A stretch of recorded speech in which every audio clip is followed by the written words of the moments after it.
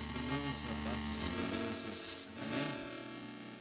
Primeiro livro de Crônicas, capítulo de número 4. Primeiro livro de Crônicas, capítulo de número 4. Tributa a Deus toda honra, toda glória e todo louvor de poder estar aqui nesta casa, nesta noite, nessa adoção especial, pastor local, pastor Cubinson, que Deus te abençoe. Na sua pessoa, cumprimento todo o quadro de obreiros aqui presente, também ao nosso líder Mike, que fez o convite, desafio, que Deus te abençoe, querido. Também minha esposa, esse presente que Deus me deu. E para nós é uma honra cultuar juntamente desse casal abençoado, Mateus e a Nath. Nós estamos orando, são ali de Voti, pastor. Nós estamos dizendo, floresta tem lugar para vocês. Se quiser, o convite está lançado. Gente, no final, eu vou ter alguns doces ali para vender. Eu tenho dedicado a minha vida ao altar do Senhor. E é assim que eu sustento a minha casa, a minha família. Aquele que puder passar e plantar uma semente, eu tenho certeza que Deus, Ele é poderoso e pode transbordar 100 ou 1 em toda semente que você plantar na nossa vida. Primeiro livro de Crônicas, capítulo de número 4, verso de número 9. Primeiro livro de Crônicas, capítulo de número 4, verso de número 9. O que diz o texto que eu tenho em mãos? E Jabes foi mais honrado do que seus irmãos. E a sua mãe chamou o seu nome de Jabes, dizendo, porque eu dei à luz com dores. Verso 10. E Jabes invocou o Deus de Israel, dizendo, se com a bênção me abençoares e alargares as minhas fronteiras, seja a tua mão comigo e me guardes do mal, de modo que ele não me aflija. E Deus concedeu tudo aquilo que ele solicitou por Jesus. Queridos, fizemos leitura de um texto. Este talvez para alguns novidade, para outros que são amantes da palavra do Senhor conhecido. De fato é que essa história é relatada em apenas 2 versos. Esse personagem que a Bíblia marca nas suas páginas seletivas, ela traz consigo uma mensagem profunda. É bem verdade que nós precisamos entender uma pequena coisa que a cultura judaica vai dizer e vai trazer consigo a respeito.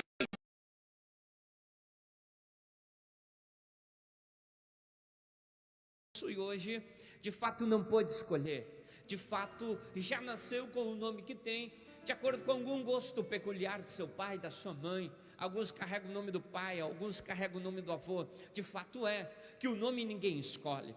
A verdade também por detrás da cultura judaica vai dizer que o nome datado à criança era colocado de acordo com o nascimento.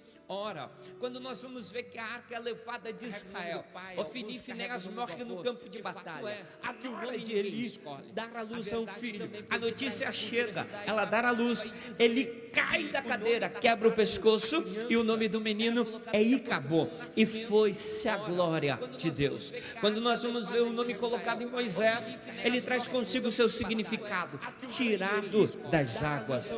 É bem verdade que o nome na cultura judaica é valorizado de acordo com o seu nascimento.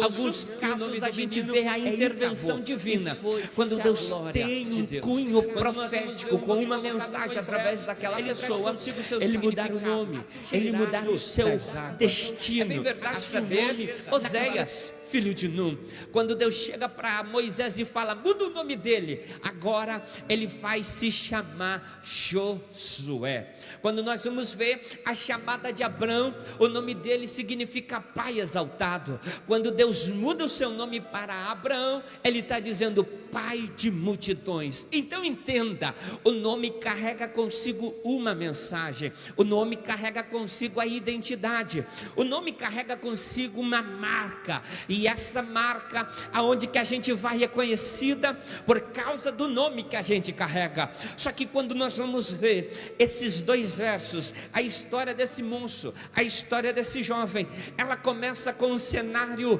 conturbado, dá para se assim dizer. Quando essa história começa, ela começa narrando que a sua mãe teve dores, dificuldades, problemas gestacionais para que ele pudesse vir à existência. Mas, pregador, o que tem de tão interessante neste nome que a Bíblia relata? Ora, este homem, ele é um homem comum, como eu e você, um jovem comum, perante ao século 21, no ano de 2026, cheio de sonhos, cheio de vontade, cheio de projetos, cheio de ambições, cada um com a sua particularidade, cada um com o seu gosto peculiar. Como assim, pregador? Alguns se dedicam à área da palavra, outros se dedicam à área do louvor, outros se dedicam a instrumento, mas de fato cada um tem um sonho. Alguns sonham em casar, alguns sonham em conquistar o carro, alguns sonham em conquistar a casa. Cada um tem o seu sonho, assim como esse moço tem o seu sonho, só que o sonho dele traz consigo uma mancha, e a mancha é, aonde que ele passava, alguém olhava e dizia: lá vai alguém que é causador de dor, lá vai alguém que é causador de sofrimento, lá vai alguém que traz dor para quem está perto. Por quê? Porque o nome dele significa causador de dor. Aonde que ele chega, alguém olhava para ele e dizia: lá vem alguém que causa dor. E eu te faço uma pergunta retórica: quem é que gosta de ficar com dor? Quem é que gosta de ter alguma dor localizada no seu corpo? Ora, ninguém gosta. Então imagina alguém que tem esse nome, causador de dor. Aonde que ele passa, as pessoas automaticamente cancelavam o convívio com ele, automaticamente excluíam ele, automaticamente diziam: você não faz parte do nosso grupo de amigos, você não pode ficar aqui. Só que o interessante e que eu acho lindo na história desse moço, é que ele poderia pedir para Deus mudar o seu nome, ele poderia pedir para Deus mudar a sua identidade, poderia, mas ele fez uma oração, e a oração que ele fez com Deus, ele não fez para Deus pedindo: muda meu nome, muda minha identidade, de maneira alguma. Ele fez uma oração pautada em 5 chaves, que fez com que Deus ouvisse o clamor dele. Observe uma verdade: a história desse moço não começa bem, é verdade. A história desse moço começa dizendo que ele é um problema, mas deixa eu te falar uma verdade, e quem ama a palavra vai reagir de alguma forma. O sábio Salomão vai dizer que melhor é o fim das coisas do que o começo dela. Henry Ford, um grande filósofo, vai dizer que para o avião levantar voo, o vento precisa ser contrário. Este homem está no meio de uma situação, só que Deus escolheu ele em meio ao caos, em meio à sentença, em meio ao rótulo que lhe rotulava, para mudar a sua história. E pregador, e pode alguma sentença ser mudada quando alguém ora? Pode. Eu costumo dizer que se a oração não der jeito, nada mais resolve. E nós precisamos entender que quando Deus marca alguém, você pode ir para onde que for, você pode tentar se esconder, você pode tentar fugir do chamado, mas o chamado vai atrás de você. Você pode dizer: eu vou viver a minha vida, eu vou viver do meu jeito, mas quando Deus implantou a marca dele, Ele vai te buscar, nem que seja numa biqueira, nem que seja numa noitada, estrada, nem que seja na sarjeta, no beco, no valado, mas Ele te traz. Por que tu está dizendo isso, pregador? É que eu estou falando de alguém que o começo da sua caminhada não começou bem. Eu estou falando de alguém que o começo da caminhada foi marcada por problemas, foi marcada por dificuldade, foi marcada por situações insolúveis. E como terminou a história dele? Terminou como começou: de maneira alguma. Todos aqueles que se jogam aos braços do Senhor não termina do jeito que começou. A Bíblia Sagrada é um livro marcado de pessoas problemáticas, de pessoas com problemas insolucionáveis e com rótulos que ninguém investiria. Mas a história termina dizendo que quando se encontraram com Cristo, a história mudou. Então nós precisamos entender que há uma atitude, um posicionamento que a gente tomar mediante as adversidades muda toda a nossa sentença. É uma atitude, é um posicionamento que a gente vai viver o novo de Deus. É bem verdade que a gente por aí afora tem algumas pessoas que têm o hábito de, quando chega 31 de dezembro, vai virar o ano, começar um novo ano, pastor, começa a projetar as suas metas, fazer os seus objetivos para alcançar. Isso é válido, isso é interessante fazer, mas de nada adianta a gente fazer novos planejamentos e não mudar os nossos hábitos. De nada adianta a gente ter novos objetivos e a gente continuar na nossa mesmice espiritual ou na nossa mesmice terrena. Este moço, ele tem uma sentença, e a virada de chave na vida dele começou quando ele teve uma atitude. E essa atitude, eu e você, a gente pode ter a qualquer momento da nossa história. E que atitude é essa? Ele se posicionou em oração. Ele se posicionou em oração. E o que é posicionar, pregador? É tomar atitude, ficar a estaca e não arredar o pé até que a oração seja atendida. Eu poderia bater na simples frase orar mais ação, mas isso aqui é manjado. Mas o que ele fez? Ele se posicionou em oração e ele orou ao Senhor. E o que ele orou ao Senhor? O primeiro pedido da oração dele, ele pediu a bênção de Deus sobre ele.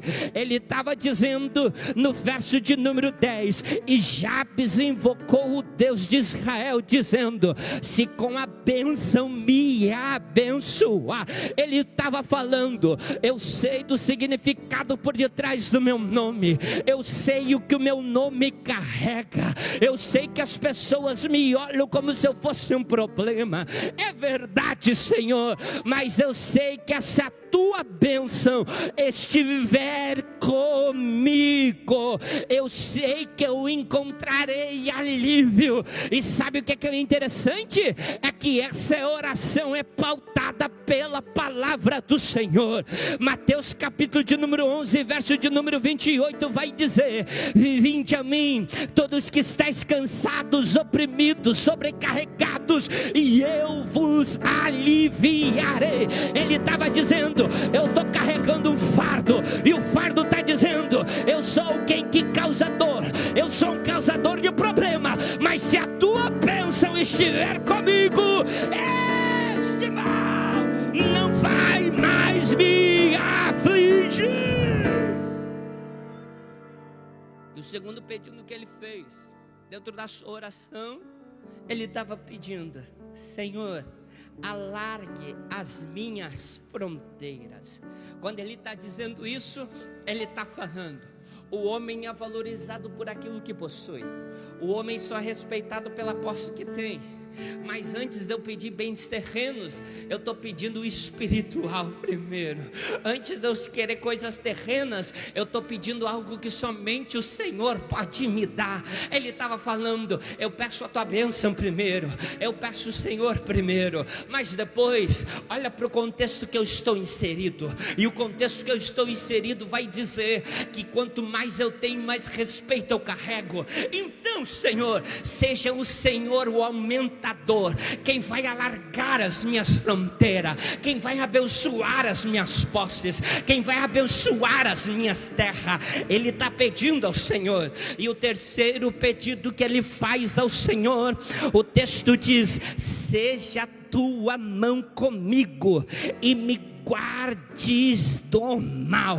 Seja a tua mão comigo e me guardes do mal. Pregador, o que ele quis dizer com isso? Primeiro, ele pediu pela bênção do Senhor. Segundo, ele pediu por posses. E terceiro, ele estava dizendo que Deus é o único livramento para ele.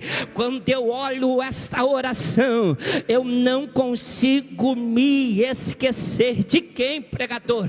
Do salmista Davi, nos Salmos de número 51, que ele está orando ao Senhor e está dizendo: não me lance fora da tua presença, e nem retiras de mim o teu espírito, mas cria em mim um coração puro e um espírito reto. O que Jabes estava dizendo? Senhor, se a tua mão for comigo, o Senhor estará por completo. Deus não tem como tirar a mão e só dar a mão sobre ele, mas ele estava dizendo: Senhor, eu quero a tua mão, porque se a tua mão vir sobre a minha cabeça, a mão sobre a cabeça está dando ordem de unção e dando voz de autoridade. Ele estava pedindo para Deus, dizendo: eu quero a tua mão, porque eu sei que se tua mão estiver comigo, o Senhor também estará. Ele estava dizendo: de nada adianta eu ter tudo que eu vou ter e o Senhor não foi comigo. Ele estava dizendo: eu valorizo a tua presença, eu valorizo a tua presença. Deixa eu abrir um parênteses e falar uma verdade. Ele estava falando acerca do contexto que ele está inserido. Ele estava falando acerca do caos que ele está instalado. Mas deixa eu te falar uma coisa. Tem coisas que têm preço e tem coisas que têm valor. O que tem preço, qualquer moeda monetária compra, mas o que tem valor, isso não se vende. Jabes, ele aprendeu uma coisa. O quê?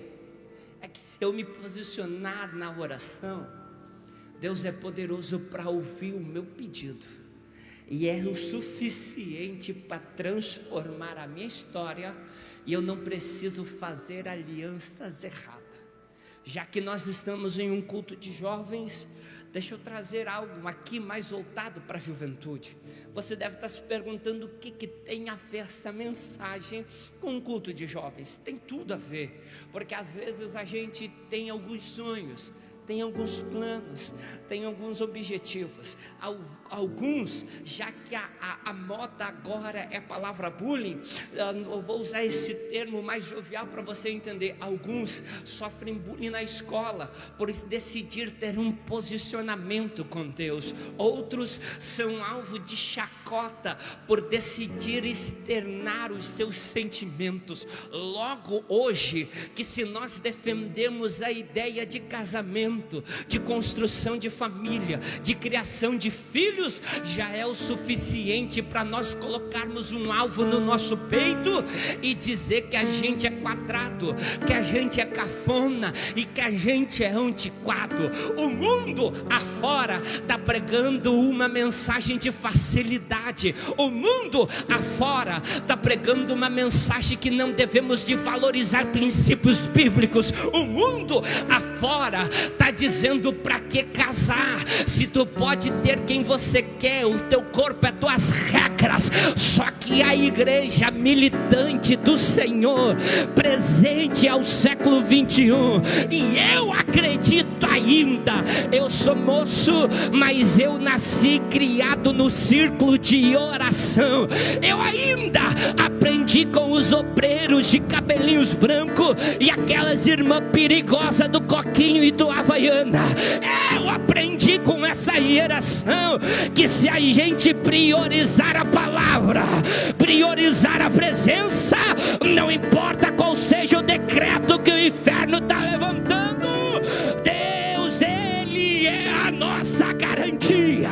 Então nessa noite eu vim como profeta de Deus para te falar: não importa a sentença que lá fora está dizendo, valorize a presença. Por que pregador tu diz isso? É porque vai chegar um momento em que o dinheiro não vai ser o suficiente. Vai chegar um momento em que os bens não vai ser o suficiente. Isso é bom, é maravilhoso. Crente tem que ter vida boa, tem que ter carro bom e tem que ter casa boa. Eu defendo isso, mas isso não é nada comparado se nós não valorizarmos a presença. Mas quem prioriza a presença, isso é consequência. O que Deus está gritando na minha boca para mim dizer nesse altar? 2026 é o ano em que Deus está marcando jovens aqui na The Floresta que vão valorizar a presença dele e que vão na contramão desse mundo, dizendo: não vamos nos curvar, não vamos nos vender, nós somos a geração que vai subir. Ele pediu a presença, ele suplicou pela presença, e ele disse: se a tua mão for comigo. Aí depois ele fala: me guardando do mal. Ele estava dizendo: eu preciso da bênção, eu preciso de posses, eu preciso da presença, mas eu também preciso de proteção. E quando ele pede por proteção, ele está dizendo: me guardes do mal, de modo que ele não me aflige. Quando ele faz esse clamor por proteção, eu não consigo fugir do salmista nos Salmos de número 46. Os filhos de Coré, que eles estão vivendo um contexto marcado por uma guerra, por um período, e eles pegam o papiro, eles pegam a caneta e começam a escrever, e eles começam dizendo: Deus é o nosso refúgio, Deus é o nosso refúgio, Deus é o nosso. Eu vou continuar até você entender que não existe outro lugar para se refugiar a não ser na presença do Senhor. Eu vou continuar gritando isso daqui para você entender que é só Deus quem pode nos guardar, é só Deus quem pode nos livrar, e é o Senhor o suficiente. Ele está dizendo: Deus é o nosso refúgio, é a nossa fortaleza, socorro bem presente no dia da angústia. Jabes está dizendo: Senhor, se a tua mão estiver comigo, a tua bênção for comigo, tu alargares as minhas fronteiras, eu sei que quando o mal vier, eu vou ter proteção em ti, eu vou ter proteção em ti, eu vou ter proteção em ti. Aí eu vou para o Salmos 91, aquele que habita no esconderijo do Onipotente, no Altíssimo, a sombra do Onipotente.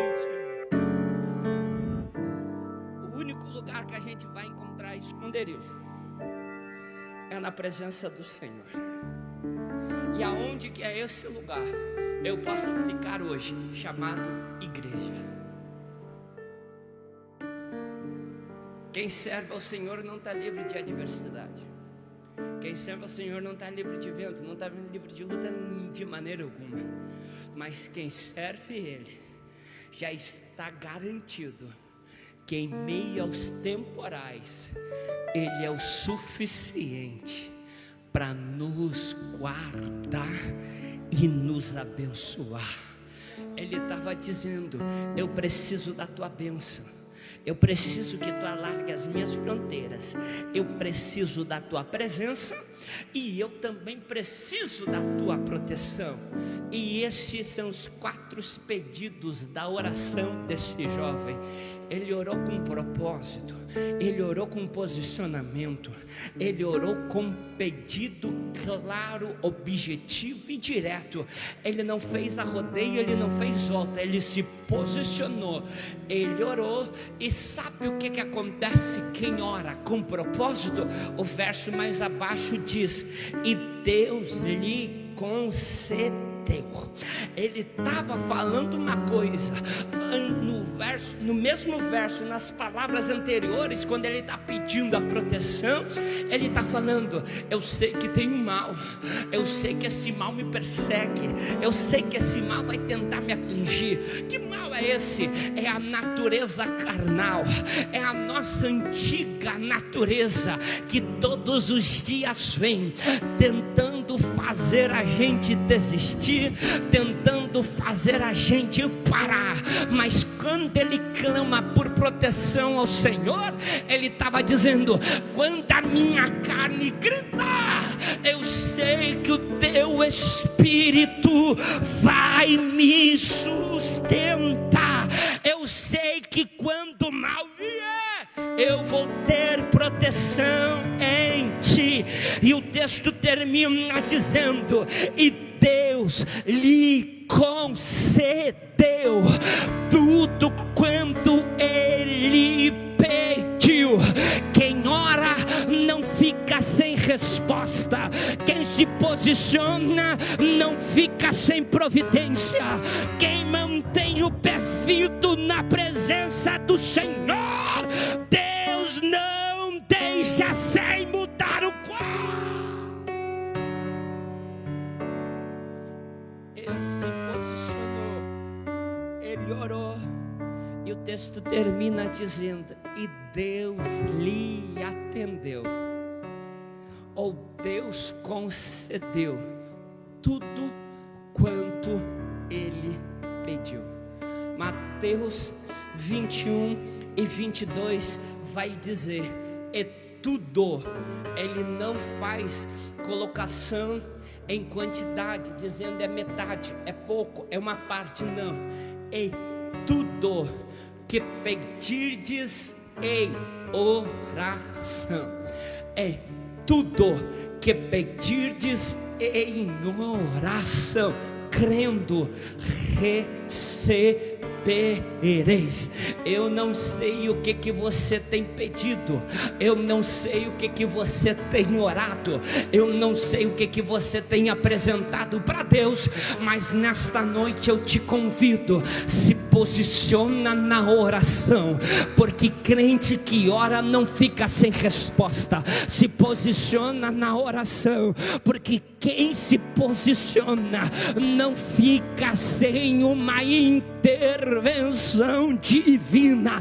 Pregador, o cenário que eu vivo é caótico. Pregador, o cenário que eu vivo não tem expectativa de mudança. Mas eu te digo, a oração ainda é a chave que acessa o céu do lado de dentro, e o milagre é materializado no lado de fora. Então nessa noite eu estou gritando nesse altar para você entender: independente do milagre ter chegado ou não, continue orando, porque logo vem resposta de Deus. Te coloca de pé, por gentileza.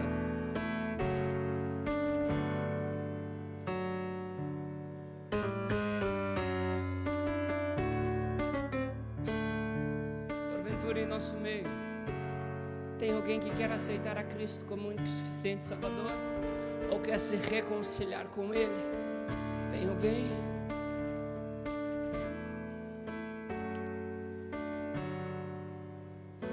Se porventura alguém sentiu que essa palavra falou no seu coração e quiseres passar ao pé do altar, sai do seu lugar. Quero estar orando pela tua vida. Quero estar abençoando tua casa, abençoando tua família.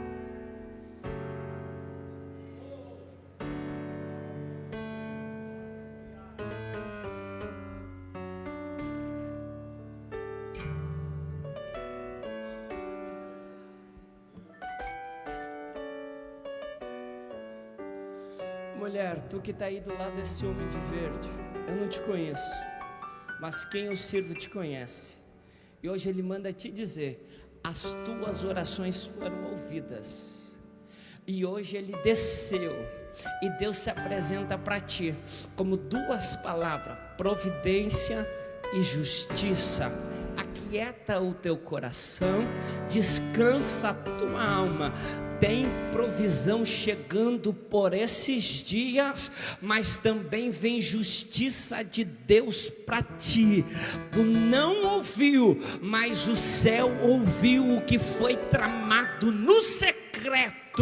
E hoje Ele manda te dizer: nenhuma lágrima caiu por terra, nenhuma lágrima ficou na beirada da cama. Tu orou por esses dias dizendo: Deus, até quando eu vou clamar e tu não vai me responder? Hoje o céu está dizendo: eu estou quebrando o silêncio, estou descendo com resposta, estou descendo com provisão, para tu saber que eu ouço, que eu ouvi e que eu te escuto. Assim te diz o Senhor. Pai, no nome de Jesus, a tua palavra foi pregada, teu nome foi adorado, vidas vieram ao pé do teu altar. Senhor, eu não conheço a necessidade de cada um, mas o Senhor conhece a todas. Deus, eu não sei qual é o pedido que cada moço, cada moça, cada irmão, cada irmã está fazendo diante de ti, mas uma coisa eu sei, que o Senhor escuta todos e o Senhor sabe de tudo.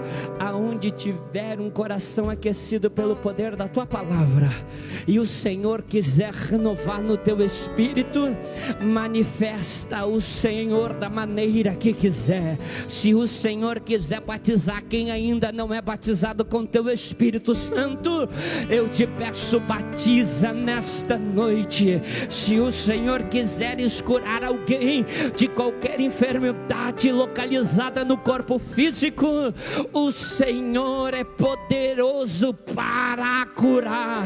Mas em tudo em ti nós confiamos, nós decretamos e nós te apresentamos para a glória, louvor e adoração do seu nome. Senhor, te pedimos, nos dê um restante de final de semana abençoado na tua presença. Se a tua presença conosco, adiante dos desafios, adiante das adversidades, que nós nunca venhamos ser órfãos de ti, mas sempre venham ter em abundância os teus cuidados e a tua presença. É que eu te peço em nome de Jesus. Amém.